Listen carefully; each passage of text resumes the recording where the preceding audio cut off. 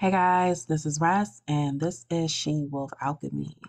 And today we have another questions nobody asked us, where me and Ashley scour the net looking through advice forums and picking out questions where strangers have asked everybody but us to answer, and we answer it anyway. So, Ashley, you have the first question. Okay. I've been seeing a lovely guy for 5 months. It felt like heaven. We were falling for each other fast. It was so romantic and felt good. We've been having serious talks about the future. Something changed a month ago, though, after he came back from a trip to visit his daughter who lives abroad. And when he started a promotion at work, he's been very stressed with work and couldn't see me much more than once a week. I thought he was going off me and suggested if he'd like to break up, as it felt his feelings were gone. He agreed, but then immediately said, "No, of course not. We can work this out. I've been feeling disconnected, and it's because of stress, and I'm enthused about our future together." Since then, he's still been busy with work. I still see him, and we started talking about moving in together at the 1 year mark and booking a holiday soon. But I don't know, things still feel like they've changed. It's less romantic and lovey dovey. He hasn't said he loves me in a month. I can't bring myself to ask him if he does, and I wouldn't be able to handle a no right now. Any advice? Welcome. Hmm, hmm, But you know what you gotta do. girl. You gotta ask him. You just gotta begin the conversation. Mm, What good will it do to flounder about for another? So it's been 5 months, and you guys are saying at the year mark that you want to live together. So that's you've got like 6, 7 months. So like what is the plan here? Just be quiet and see what happens until things kind of whatever. I don't know. But it seems like it's not gonna be what's up? What? No, it just reminds me like when you're out to drinks and everybody's having fun, and then you have that one girlfriend that's just like, I don't know, like I found a used rapper in the backseat of his car, but he said like that's how he masturbates. It's nothing. And we all just sit there like, girl. And we all give each other the eye, like, which one of us is gonna say something? Which no, none of us is gonna no, okay, okay. Yeah.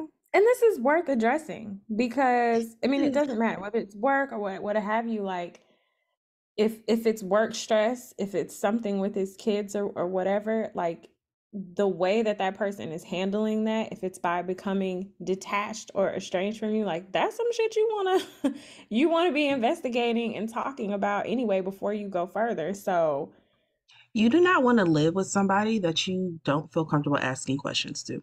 that part, no, definitely. Right. Like right So now, y'all can like not ask questions in your own house and then go on about your day. But it's real awkward to live with somebody that you don't feel comfortable asking questions to, especially questions about their emotions and how they're reacting. Like why you don't have to prolong it. bring a very upfront conversation. But also you said you asked and they still kind of play. It's like you could easily mess around and be going through the motions for another 6 months and still get your feelings hurt. So you may as well go ahead, rip the band-aid off, chat about it. My thing is also I'm strong on believing your intuition. I feel like when you know something is off. Also, though, I'm big on just leaving, so you might not want to take my advice on this. Like, I'm not the best person to come to when you want to work things out. But I am big on intuition and the fact that you're like, hey, it has been off. And then I asked him if he wanted to break up, and he originally said yes. And it's still been off, and we are no longer saying I love you. It's been at least a month. That right there. It seems like you're right, something did change. And I'm not saying you necessarily have to break up, but you do at least have to address it. And if you're still getting the same, like, oh, no, I'm just going through whatever, whatever. If we can't come up solutions, then we need to start thinking about are we okay being living in limbo? And if we are okay with living in limbo, how long are you willing to live in limbo? Put a date on that. Because if not, it's gonna be year two and you still talking about it's a phase and he says nothing is wrong. And this is the biggest thing I want people to know. You don't need somebody else's permissions to be like, but I don't want this. Okay, you're going through something. That's cool. I've tried to talk to you about it. I've tried to work through it.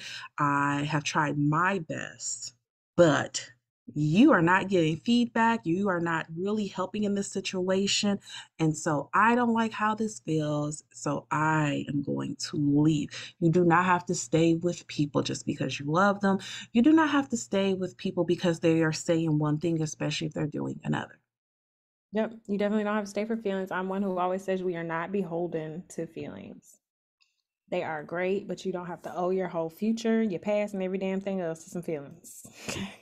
That's where, again, if you want to,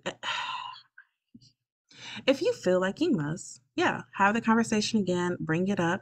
But also, I mean, what are we doing? Are we still in love? But I also recommend, again, my biggest thing is you make up in your mind. Are you okay with this limbo? If it continues, and if you are, for how long?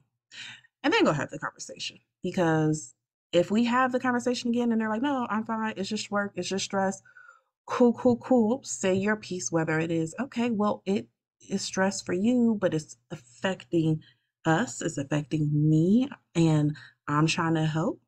What can I do? Or what can we do? If they're still giving you nothing, now you got your answer, but also you had already set in your mind your weight limit. I'm like, well, I can only do this for 3 more months. So I guess we're gonna try for 3 months and see how it works. And then if at 3 months it don't work, then we can have the conversation of, hey, I get it. You're still stressed, you still got this stuff going on. It sounds like you are not in a place to be in a romantic relationship right now. I care for you deeply, but this is not what I want. I keep trying. I'm not really getting the same amount as effort.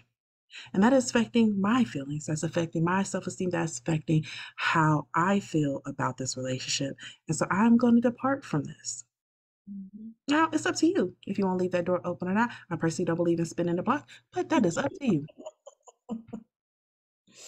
But you do not have to stay with people just because they say things are still good if you think something is off. Or also just because they're going through something. I mean, I get it. You know, you want to be like, yes, I worked with them through it, blah, blah, blah. But they have to like want you to work with them through it.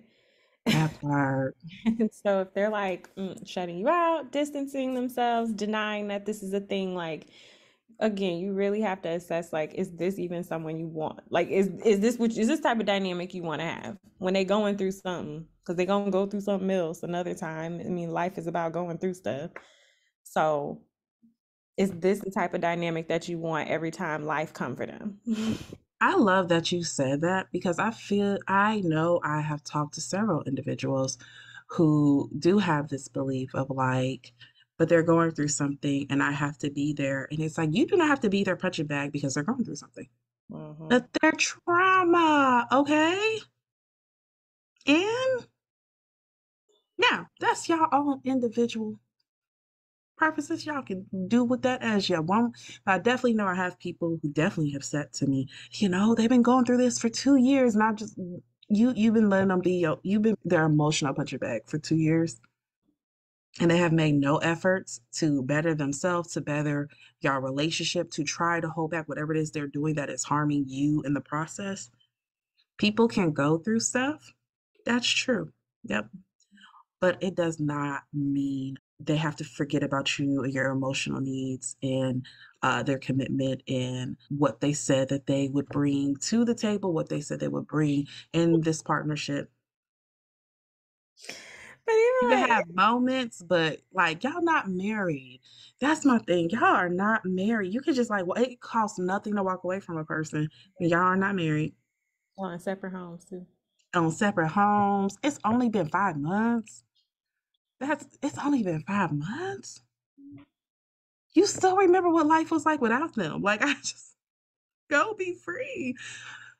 We gotta stop doing relationship questions. It does I'm not saying bring we out gotta the move greatest on. side of me. We need to get to the next one. But one last thing, but it because that going through something can just become almost like people just again, it's like they just fall on the sword and they just don't get back up. You know, it's like Oh, I'm just going through some. Oh, that's just my PTSD. Oh my goodness, the amount of people I've come across who just be like, "Oh, that's just my PTSD." I don't want to hear about it. If you're not going to be actively working on it, please stop just tossing it out here in the world like it's just, you know, a damn band-aid. It doesn't help. I will say I actually did I was in a relationship where I actually really did try. I actually really did try with this person who went through something. They went through a depressive episode and I got it because I have had depressive episodes myself. And I was like, okay, I'm gonna be there. I'm gonna be strong. And we lived together.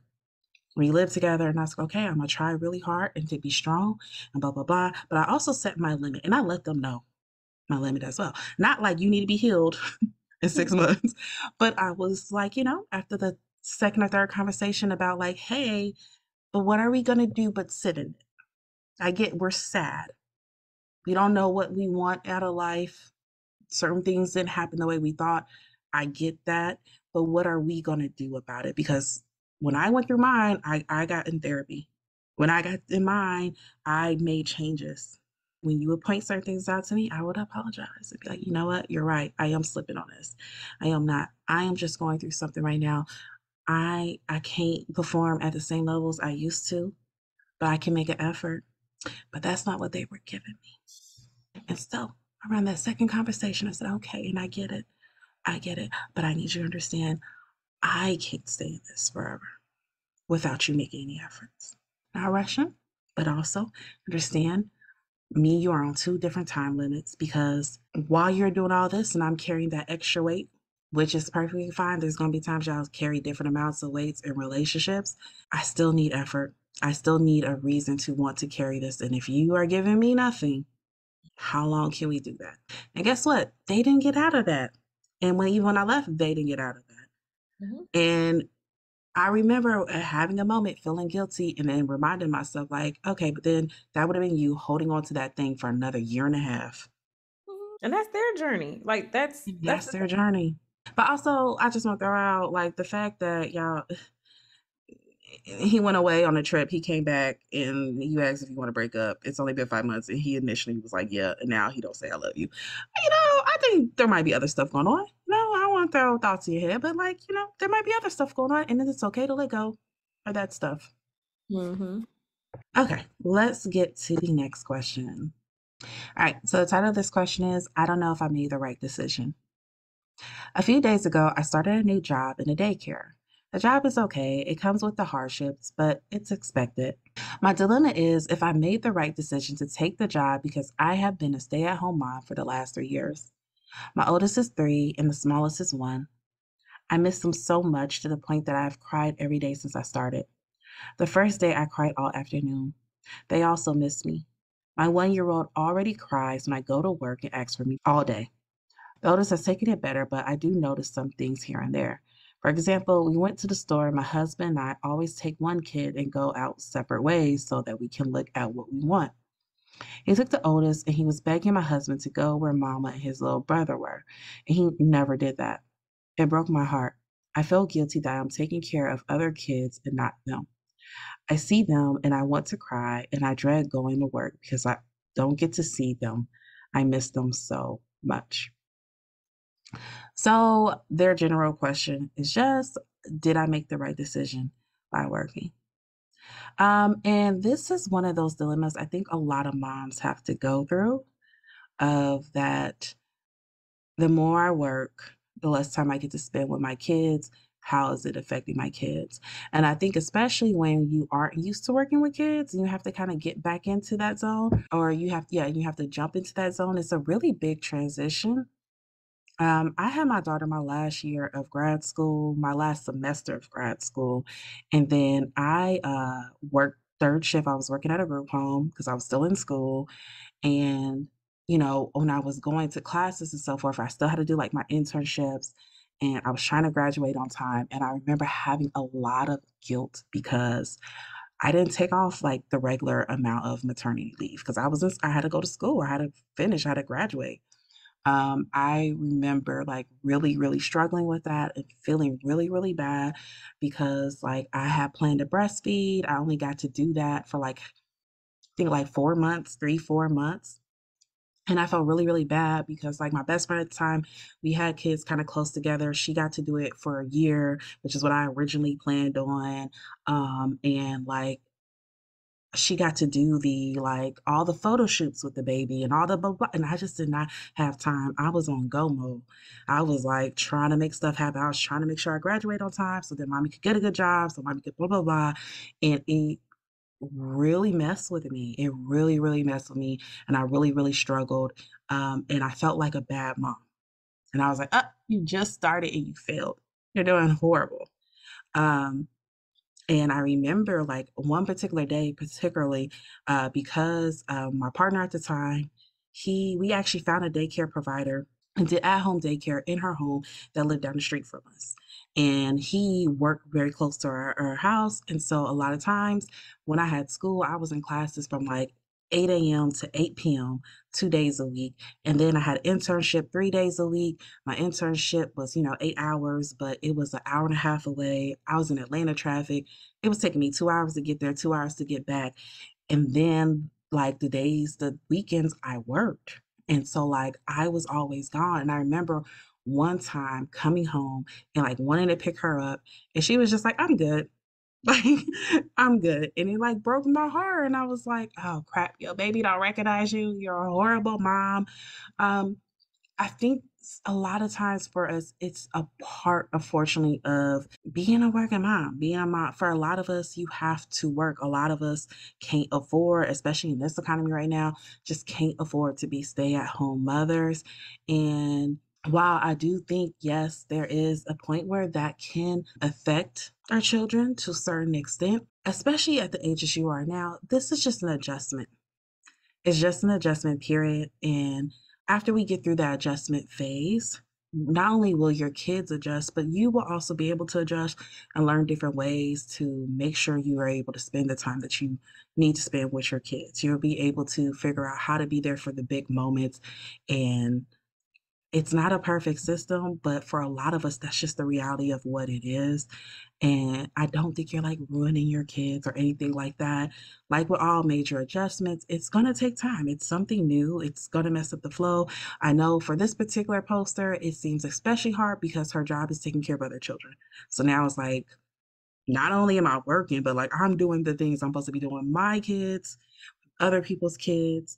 And one of the things you could possibly do is see, can you put your kids in that daycare? That's a possibility. I know a lot of times, I worked at a daycare in undergrad. They give teachers huge discounts if their kids want to go there. And that's a way that you can do that, spending time with them as well. But right now, especially if we're doing this for financial reasons, you got to do what you have to do. You make the adjustments you have to make. And then once you guys get kind of settled in, you'll find out there are lots of ways you can still spend the time with your kids. Can still do the things that you have to do, but you're not causing some type of like irreversible damage to your children. Well, everything you said, I think, was perfect. As a working mother, you would be the expert in this situation.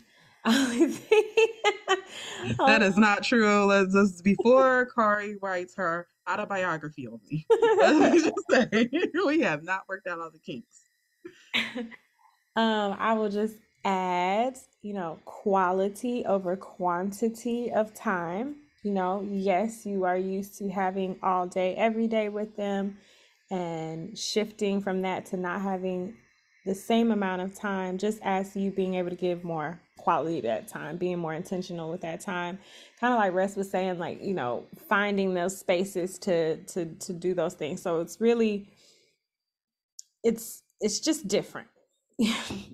Try not to think of it as like whether it's good or bad or whatever. It's just different at this point. And like Russ was saying, there's definitely going to be some sort of adjustment period to it. They're little people, they will adjust to it. But again, you beef up that, you come home from work, you're happy to see your kids. And you guys get to revel in that time of, oh my gosh, let's catch up from our day. Oh my gosh, we missed each other. Oh my gosh, I'm so excited to see you. Like, and putting that energy into the time matters as well. I'm not saying you didn't, miss them when you saw them all day, but again, it's just a shift. So quality over quantity, just adding to it. I agree. And then she didn't explain the reason why she went back to work. Right. But I know for a lot of people, when they do, it is usually financial reasons, especially someone that sounds like they don't necessarily really want to do it. Usually that's for financial reasons. And we have to also take into account that if it was financial reasons, like being home with them, kind of going back to what Ashley said about that quality time, being home with them stress about finances. Now I'm with them all the time, but like, are they getting the present you? Are they getting quality time because I am stressed? How are we gonna pay bills? And I'm scrimping and scramming, and we might, lose the house. We might blah blah blah. Again, quality, quality. Sometimes we have to just make that trade off. It'd be great if we did not have to. We can just like, hey, the first couple of years, I could stay at home or I work from home, whatever, whatever. That'd be great. That'd be awesome. But if we can't do that at that time, and again, finances is a reason, again, there's a trade-off being made. Mhm. And if the trade-off is we get to live more comfortably, we aren't worried about the things that we need to worry about. We can improve our quality of life. There's that adjustment period. You can make certain adjustments and you can do that trade-off of like, okay, but when I am here with you, I am really here with you. I'm present. And it's good quality time. It's not just me sitting in a room with you. All great points. I'm going to read this next question, which is just honestly a bit ridiculous. I'm not okay, so I had unprotected sex with a Tinder hookup. Told her to get Plan B, and she got it and took it. Then 6 or 7 days later, she says it didn't work and she's pregnant and needs the money for an abortion. I give her the money. She tells me she's done it. The next day, after she asks me for money to buy food and pads as she needs them, I tell her, sorry, I'm broke. She says she doesn't feel good. I tell her, I'm sorry for all of this. A couple weeks later, she hits me up for money to go get drinks. I refuse to give her money. I ask her how she's doing and feeling after the abortion. She says it's fine. Fast forward to 2 days before Christmas. She asks for money for food, and I tell her I don't have money. Then she sends me a picture of the ultrasound, says it's a girl, and that I'll pay for it. Can she be pregnant 7 days after we had sex? All right. So number one, so I got to the end and I'm like 7 days. Did all of this happen in 7 days? Then yes, you are being scammed. Just block her and go about your day. But either way, two, um, yeah, I mean, yeah, somebody can get pregnant as you are having sex with them. That's kind of how pregnancy occurs. So that just to answer that question, yeah, somebody can be. Now, could they be pregnant, fake an abortion, not do it, get a Plan B, do all that within a week? I want to point out though, it is longer than a week. She told him 7 days later, but at one point he says a couple weeks later she hit me up for money. Oh, you're So right. You're this is right. a You're right. Okay, long my bad. period. You're right. Mhm. Okay. All right. Yeah. Okay. Yeah. You're right. So yeah. I mean, but yeah, it sounds like a lot is happening here. But it starts with number one. I had unprotected sex with a Tinder hookup. I just want us to all reflect on this. Fellas, you have got to value yourself a little bit more than this. I mean, ladies too, I'm going to specify because, of course, there's a lady involved in the situation. But I just feel like it should be highlighted, though, for the men. Because I think that a lot of y'all be out here like you're invincible. And you're not. This lady could have robbed you, could have murdered you. Thankfully, she's just running a pregnancy scam on you. I really want y'all to stop going to women's houses. I like we need to have the same conversation with y'all that we have with women. Like, what you mean Seriously. you going to his house? You don't know his last name. Same. Why are you going to her house? You don't know who's there. Like, what are you doing? Exactly. You don't know who's there. Okay? Because having worked in the criminal justice system, I had to defend some Look. women and some things that they have done. Don't just be letting these women come to your house, okay? And don't just be going to theirs. Just you are not invincible. I promise you, you're not. I promise you, you're not. Okay. Your penis is not all powerful. It does not. It can get sick. Okay, it can get you into situations you don't want to be in. Like, just value yourself a little bit more. So, I want to put that on a t-shirt and send it to somebody that tells me they got new kid on way every 2 years. I just want to send it to them. Your penis is not all powerful. Wrap it up. Just send it to them. And be like, I love you so much. Here is your Christmas gift. right. Um, So after you learn this lesson that this young lady has been brought into your life to teach you, I hope the lesson learned is to value yourself more. Okay, can't just be out here giving it to every old tender hookup. And then let's go to the next step. I told her to go get the plan B. Hey, you go get it. Nah, y'all sat up there and y'all did all that together. Y'all can go get that together. If you're that concerned about this type of situation, you do those things together. this is why we need sex education. She got y'all had sex, she got a plan B, and then 6 or 7 days later, she's like, I'm pregnant. No, she would not know by then. She wouldn't. She really wouldn't. She would not know by then. I don't even think it will show up on the blood work test by then. No, no. Y'all out here wanting to defund sex education. And now look at you. Now look at you. Buying chicken tenders 6 weeks later for somebody you had unprotected sex with from Tinder. And then she's like, "Oh yeah, I need money for it." But that is a scam that people be running. It is a scam that people be running. That ultrasound's probably her homegirls. Like what? That is a for You real might have scam. got that. You might want to Google reverse search that I, ultrasound. yeah, yeah. It's probably like Look a at the squirrel or something. details. Does the dates even match up on the ultrasound? I definitely had a friend in high school run that play for some money. And then it was hilarious because for a while after that, he kept saying stuff like, "Oh man, I miss when you were fat and pregnant." And she was never pregnant, so she had to eat that. Oh gosh. There's a song by Smino. Oh my gosh, I'm trying to think of the name of the song. But the whole chorus is I know hustlers, I know dealers, I know girls who set up niggas. And every time I hear the song, and he was like, and then it goes on to like, I know preachers and they're all really just the same. And I was just like, yeah, yeah, Yeah, yeah, yeah. it's real scammers out here. It's real. Even women can be trifling. Come on, y'all. Yeah, it's you probably getting scammed, boo. You probably get scammed.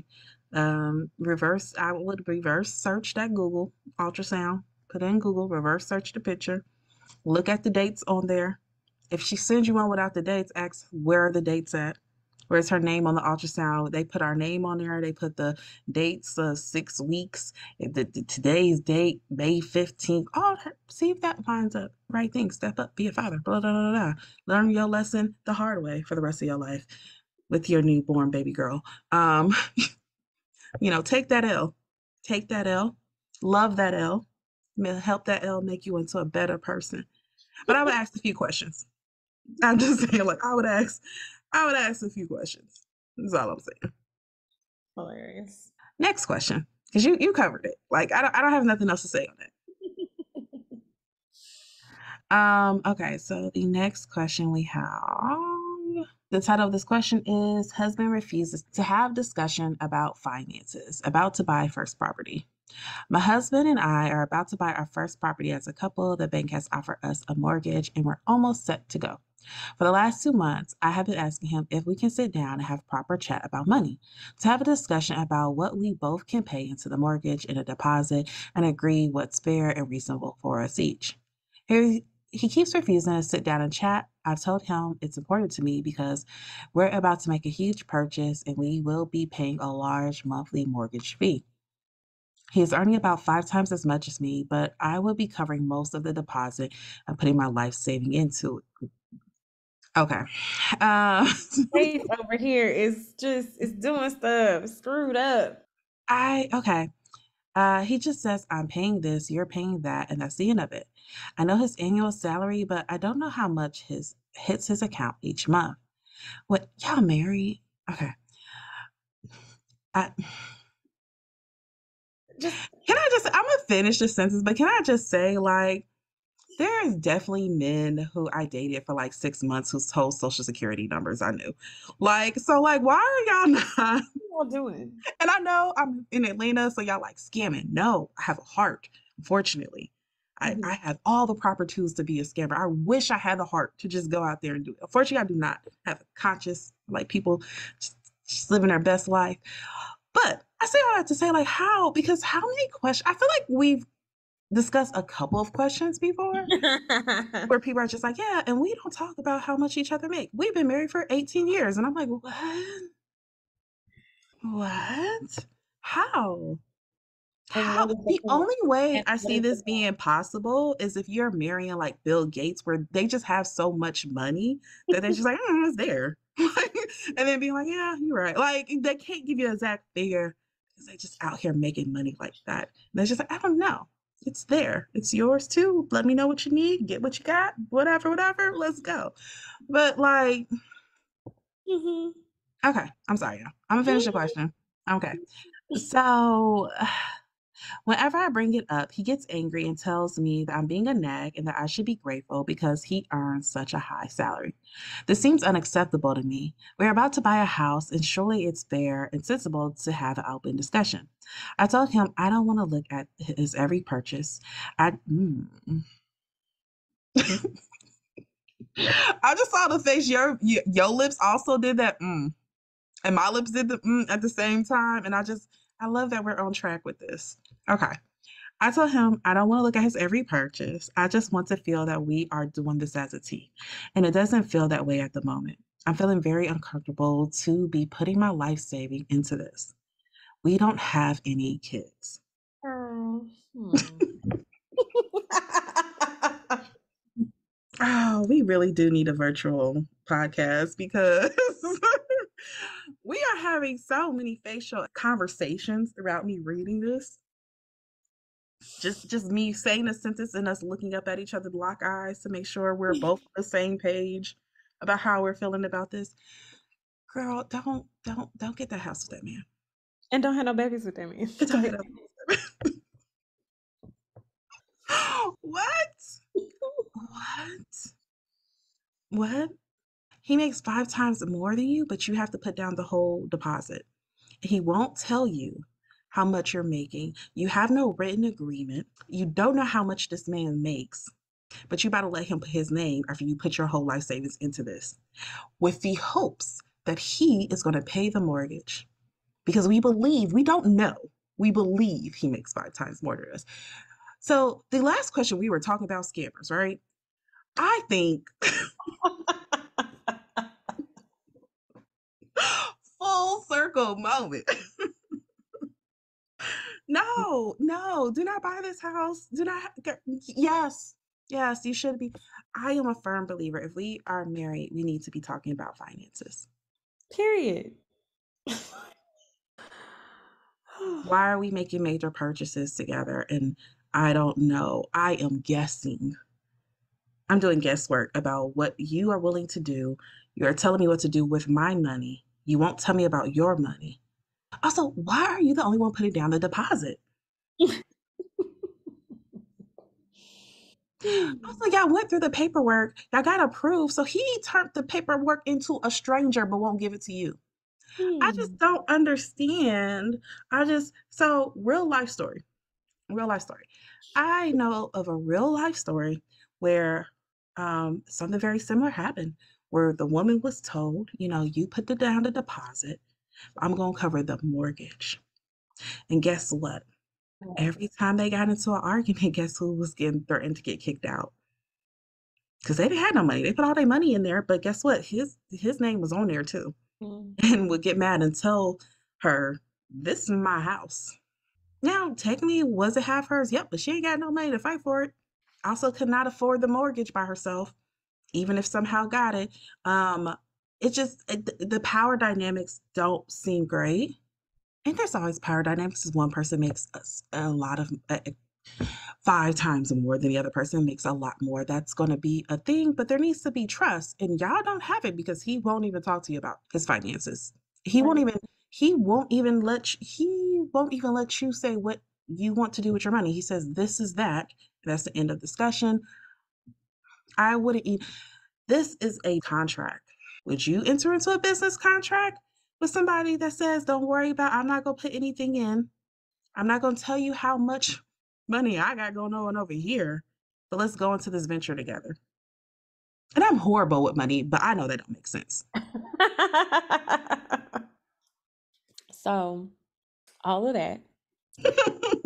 Um, but yeah, I honestly do not understand how people get married without having these conversations. Like even cohabitating. Like if we're going to be under the same roof, we need to be talking about this, about the money that is coming in and out of our household because it freaking matters. Even if you are, because I've had this argument in a relationship where my ex tried to tell me it was none of my business. Sir, if something happened to you, I don't need to find out, oh, we pay this, and I don't know, and I can't come. Even if because he paid the bills, then that was fine. But that doesn't mean that I don't need to know what's happening at the very least. Just like, no, like I just cannot be you having to figure this out in your 60s or whatever because he just handled it as far as you know.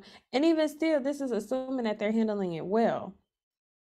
There are people That part. because People be bribing John to pay Jimmy, finagling all types, have a whole finagled system. mm, mm, mm, Just a mm. house of cards, keeping Right, y'all you don't life even know together, and you this. have no idea. You have no idea. The light bill about to get cut out. So I had it And happen I to a just friend. And I just want to throw it out there. I'm not saying that you can't ask these questions, you can't have the conversation and not know. 'Cause people are smart, and especially in the age of technology, there is ways to make shit look like gold. But I'm saying at least have the combo. At least look at it. At least try. You can tell a lot by just making the effort of the conversation. Is it going to flow freely, or is this a hot topic for them? I had a friend begin to cohabitate with somebody thinking that it was going to save her money because he tried to, yeah, babe, come stay with me. And whoop, whoop, whoop. No, she ended up having to catch him up on his bills, ended up having to do all this stuff, found out his place was really in shambles because he was always at her house. That's why she didn't know his damn cable and shit was getting cut off every other damn month because he was always at her house. So you cannot just I'm have these conversations. I'm still stuck on he makes 5 times more than me, but I have to pay for the full deposit. That's Right. just not that's the math ain't mathing. So, right. And then he was saying this is the situation is. So, right. So these folks are married. So, yeah, no, like, that is too vulnerable of a position for any person to put themselves in. And for both parties, like, really, literally for both parties. Like, it's this show on Netflix that I was fascinated by called How to Get Rich. And they were talking to couples, well, talking to people about their finances. And it's these whole ass married couples on here just like this that's saying, we've never talked about it. This man said he spends hundreds of dollars a month on freaking video games. And then it was one part they keep their money separate. They got separate accounts. They don't talk about stuff. It was one scene where some stuff had come in the mail. He had ordered some clothes and some shoes. And his wife looked at him and said, well, how he said, but I wanted these things, babe. I had the money for it. And she said, how much money did you put on the bills? And that man's face was blank. I was like, ain't no way in hell. These people had children together. It's no. Again, I'm not saying there's no such thing as having trust, right? I'm not saying that. But I'm saying nothing about this situation sounds like we should. Right. Don't, yeah. And especially for someone to become angry about it, Yeah. any topic that people are like, because that's just, that's like gaslighter 101. Okay. Mm, There's topics they get all pissy about and you can't talk about, like red flag, red flag, red flag. I get that y'all are already married. Y'all should have been had this conversation, but don't please buy do the not house. move forward at all. If Do not you buy the house. Yeah, don't do that. Your life savings, yeah, you did. That is a major point because, like, Why? You make 5 times And more than me. I appreciate that you highlighted the fact of like you gave all your papers to the man. Like you had to like you literally how did y'all do this? Of all the paperwork and bank statements and all the stuff that you have to turn in to purchase a home, like y'all did all this together. And then he just said, we're gonna take your 401k and we're gonna borrow against I mean, I don't know what they about to do. But Here's my we're gonna thing. This is not like he makes 5 times more than me. And he was like, don't worry, I got the deposit. Your name's going to be put on it. It's good. We not talking about it, but I'm paying for everything, blah, blah, blah. Because even then, I believe you need to have some questions. Because again, sorry, where the money coming from? How, that's how you end up doing 15 years behind men. Anyways, we'll talk about that that's a whole different episode. But ask questions. Mhm. I'm not going to say sneak through stuff because I am healed, but like, send me a DM and I'll let you know how to get certain information. anyways. But also this is how men be paying some chick rent on the other side of town. And you don't know what's going on. It's not happening. I let I let somebody know. Well, I let every damn body know. It's levels of cheating. Let me ever goddamn find out money is leaving my home for some chick. That is unforgivable. Like baby money leaving my home, like neck and neck. Not you having to put in your whole life savings to find out he giving money to other women.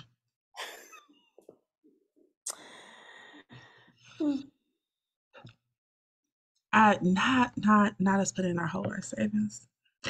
Baby, don't buy this home with him. So Y'all don't have kids, you should keep it that way.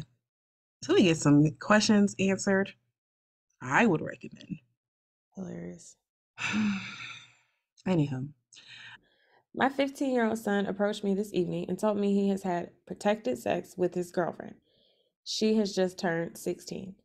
I'm mortified, upset, and so angry. I explained to him that I'm glad he's been honest with me, but that I'm also very upset about it. I said I don't feel comfortable with them seeing each other anymore. So now, according to him, I am a horrible, strict mom. Any advice would be greatly appreciated. Well, mom, I mean, what the heck? No, I would say I definitely understand the shock that could come with this, right? But you know, this okay. Let's just because I am somebody who's like teens are gonna find ways to do things that they're gonna do. The baby, yes, he is underage, and we would like it if he was not doing this. Okay, however, he did use protected sex, and he did come and talk to you about it. This is an Yeah. opportunity to educate and to connect. And unfortunately, you turned it into like a punishment. I don't know. It's not the girl's fault. It's not the, you really just pause and figure out why this makes you so uncomfortable. Okay. Um, and like I said, I'm a person who's just like, teens are gonna do, they're gonna find a way to do what they're gonna do. Mhm. It's just best to equip them. Period. Like this proper decision making skills, proper understanding of their feelings, all of these things as best as you can. Resources, all of those things. And providing a safe space for them so that if they make a mistake or if they need guidance, they have a place to come to you. But if when I come to you with something, especially something like this, and your reaction is, I'm mortified, stay away from that girl, I'm not gonna tell you nothing else. I'm just gonna keep seeing her. And now you're shut out. Mhm. And I just feel like this is like after school special teenager 101 Yeah. on some level. You know what I'm saying? Like every sitcom you've ever seen has told you if you react this harshly to something that a teen wants to do, they're just gonna push back and do it behind your back. I mean, or placate you and do it behind your back. As a pastor's kid, let me tell you what does not work. If your kid comes to you with something like this, and like Ashley said, she said it perfectly, and you shut them down, they just go, "Oh, so I gotta get sneakier," and then they get sneakier, and then now when they get in situations, you are not an option. Now, not only how do I get myself out of the situation, is how do I get myself out of the situation without mom knowing? Yeah, I And I know this is like a hot button topic because there's still people like, well, you can't just be permitting them to have sex, blah, blah, blah. They're going to anyway. They're going to anyway. Like they if they want to, they're gonna find a way. And I just really think it's best that we have realistic conversations. Right. I mean, you don't gotta make it Realistic easy for 'em. conversation. Yeah, I didn't say You let him can't be spend the like, night. use the guest room, like, no, please, they need to, it builds character to be challenged. Do not make it easy for them. We're just saying inform them. Having sex in the back seat of a car behind a Walmart builds character. Right, Is that let what we're them saying, have Ashley? their Is that what we're officially saying? we're saying let them have their teenage experiences. They need to figure that shit out. Don't make it easy for them, but but But yeah, inform them. like, but when you do it this way, yeah, you shut them down to feel like you're no longer a safe place. And again, you want to be a safe place when they get into big situations like this. Again, I grew up a pastor's kid. I knew other pastors' kids growing up, and we was wilding. Like we was out here wilding. And the reason why you have that stereotype of like pastors' kids, quote unquote, is because a lot of times their parents weren't safe places to talk to things about. They had to sneak and do everything. And we have to sneak and do everything. You are getting advice from your peers who are idiots. They don't know nothing. Mhm. So you getting advice from other people whose brains aren't fully developed. And y'all coming up with schemes and hatches and plans. And so when you get in some tough, sticky situations, sometimes they make really bad, horrible decisions. Because not only am I already in a sticky situation, on top of that, now I'm trying to hide it from y'all too. So instead of coming to you, talking to it, and maybe you and your fully developed brain can help me figure out my next move, what I'm supposed to be doing. Now me and Day Day are sitting up here together, like, well, I don't know. I think Tide Pods are kind of like the abortion pill. Let's find out. That's what happens when y'all don't let them. Mhm. I Mhm. thought you just fell on the floor. I was like, no, Ashley, don't. No, no. You went so far Mhm. back. But that's what happens. Like, yeah, like Ashley said, I need you to sit down and figure out why it disturbs your spirit so much. And I get it. It's our babies. We want them to lay. And we know the emotional damage and toll sex can bring into relationships. We know how that changes relationships going forward. For some people, it's really devastating. For some people, it really can change the course of their life and everything. So we want to hold off on that. But if they're already doing that, why not then try to be a support? And the support doesn't mean you have to green light it. A support just means like, okay, but now you know that if something happens that should not have happened, I can go and talk to mom. Also, I won't be punished for being open with mom. Because to me, that's always the best place you can be as an adult. Even recently, this is like not about sex whatsoever, but like fall of last year, my daughter came and told me she had a boyfriend. My daughter is 6. I did not think I was gonna have this conversation for like 8 more years. Didn't think so. And then recently, she be giving me all the little kindergarten tea, by the way. She'd be like, Sophia P. Well, she likes him too. That's my little friend. Anyway, she be giving me all the little kindergarten tea. But recently they had like a family day, and I went to the family day. And I'm thinking like it's just me and my daughter. She made a big deal about it. I'm like, cool. Come to find out, she want to go to the family day because her and little boy plan to meet up at the family day. And again, not things I planned to deal with until she hit like 14, 15. And I'm like sitting here, she introduced me to the little boy, which again goes back to what we kind of talked about with like healing your own stuff and while you're trying to raise a child that doesn't have as much heal from, because I really am big on not introducing partners to anybody.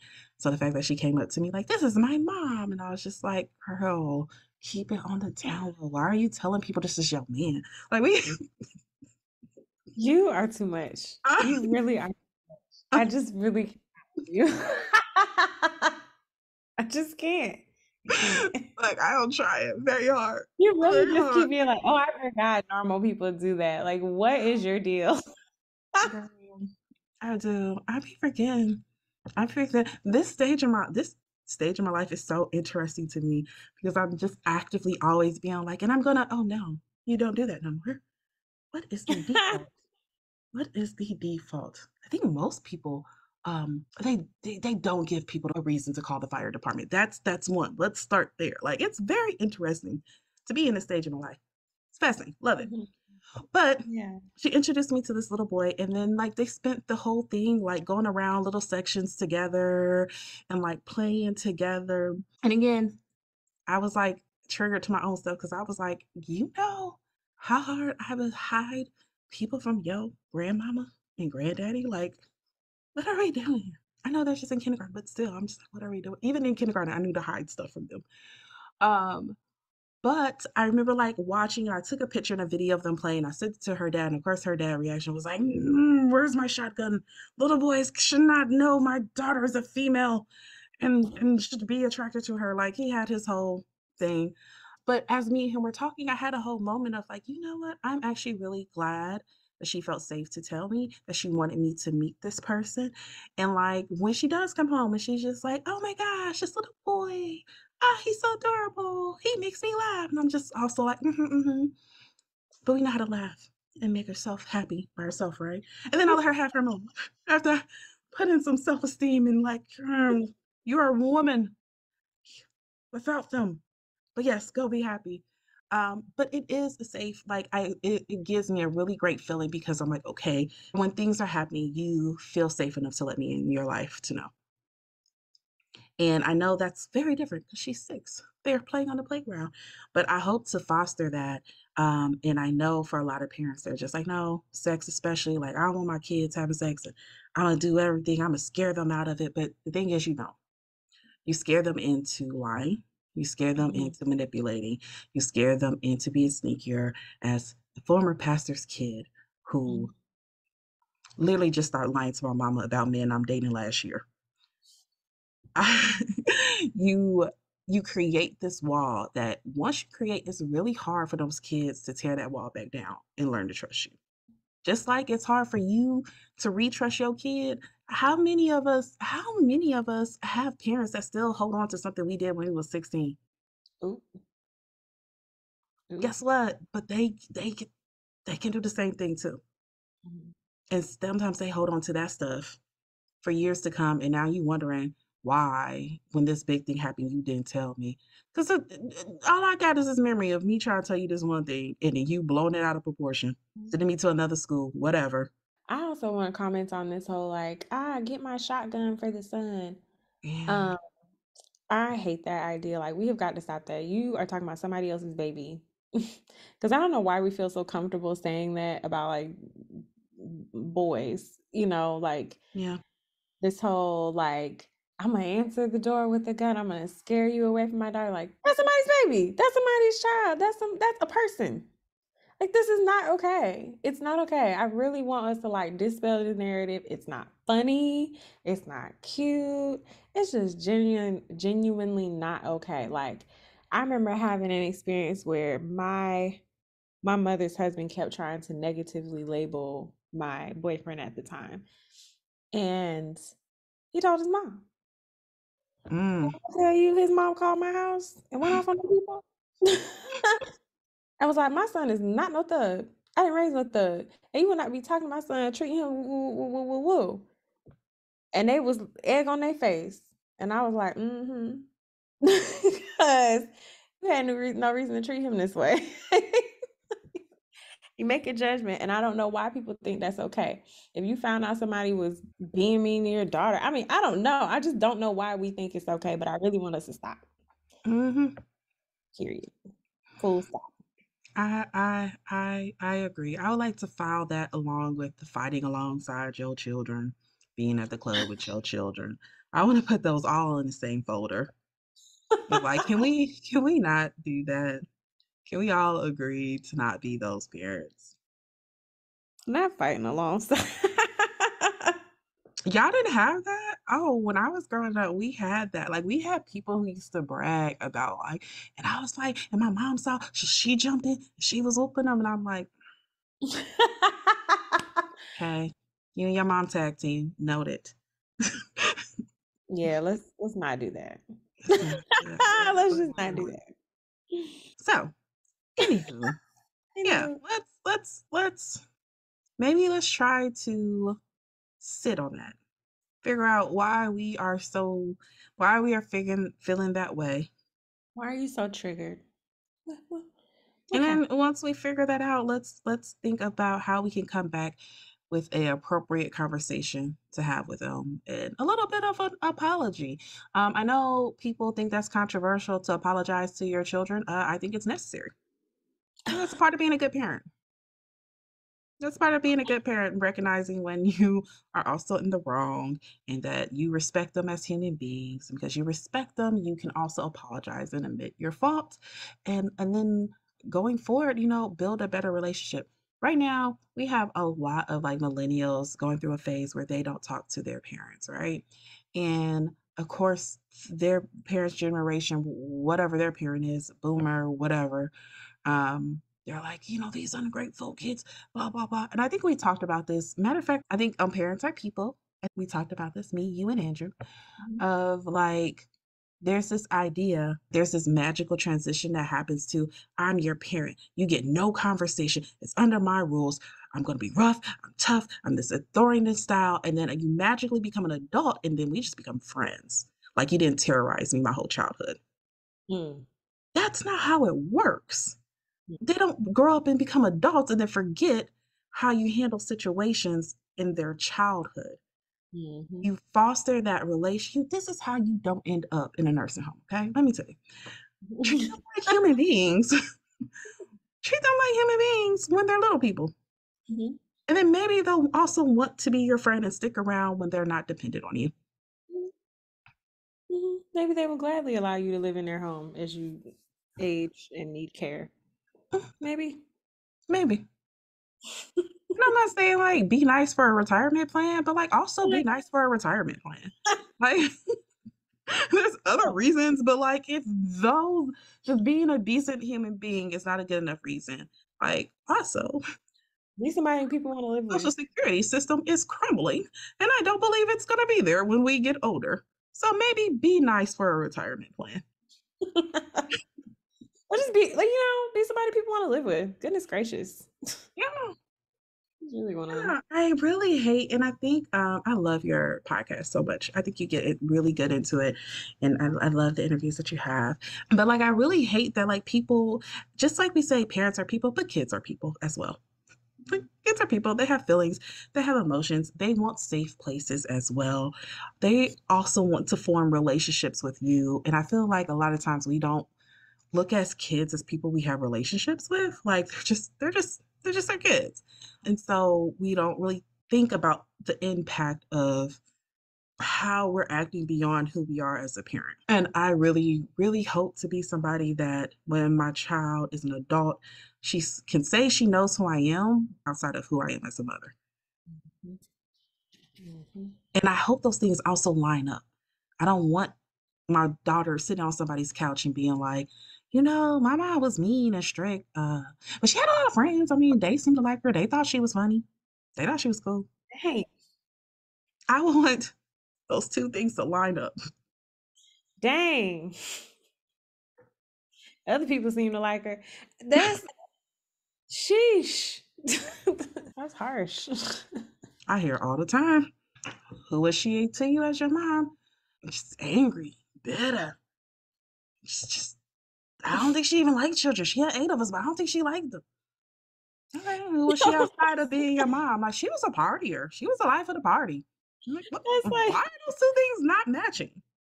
that's like whenever I see those TikToks where people are like, where their parents are asking them like, "Why haven't you had any kids?" And then they do a flashback to them yelling like, "You kids make me sick. Do you know how hard it is to carry Look, shit? look, Y'all I made this seem so can't. damn miserable."